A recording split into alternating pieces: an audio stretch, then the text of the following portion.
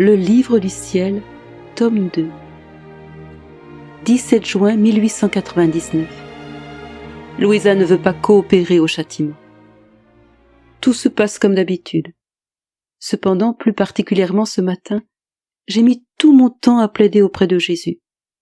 Il voulait continuer de faire tomber la grêle comme il l'a fait ces derniers jours, et moi je ne voulais pas.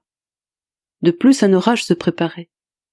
Les démons s'apprêtaient à frapper quelques endroits par le fléau de la grêle. Pendant ce temps, je vis le confesseur qui m'appelait de loin, m'ordonnant d'aller chasser les démons afin qu'ils ne puissent rien faire. Comme j'étais en route, Jésus est venu à ma rencontre pour m'empêcher d'avancer. Je lui dis : « Oh mon Seigneur, je ne peux pas arrêter, c'est l'obéissance qui m'appelle, et tu sais comme moi que je dois me soumettre à elle. » Jésus me répondit : « Eh bien, je le ferai à ta place. » Il commanda aux démons de s'en aller plus loin et de ne pas toucher pour l'instant aux terres appartenant à notre ville. Puis il me dit : « Allons. » Ainsi nous sommes revenus, moi dans mon lit, et Jésus à mes côtés. En arrivant, il voulut se reposer, disant qu'il était très fatigué. Je l'ai interpellé en disant : « Que signifie ce sommeil ? Tu viens de me faire un bel acte d'obéissance et maintenant tu veux dormir. Est-ce là l'amour que tu me portes et ta façon de me contenter en tout ? Tu veux donc dormir ?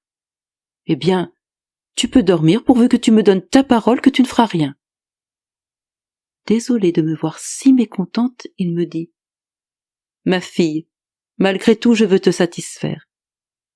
Allons ensemble encore une fois au milieu des gens, et voyons lesquels méritent d'être punis pour leurs actions mauvaises. Peut-être que grâce au fléau, ils se sont convertis. J'épargnerai ceux que tu veux, ceux qui ont moins besoin d'être punis et que tu veux épargner. » Je repris : « Seigneur, je te remercie pour ton infinie bonté à vouloir me donner satisfaction. Mais en dépit de cela, je ne peux pas faire ce que tu me dis. Je n'ai ni la force ni la volonté de voir châtier une seule de tes créatures. Quel tourment ce serait pour mon cœur si j'apprenais que l'une d'elles a été châtiée et que c'est moi qui l'aurais voulu.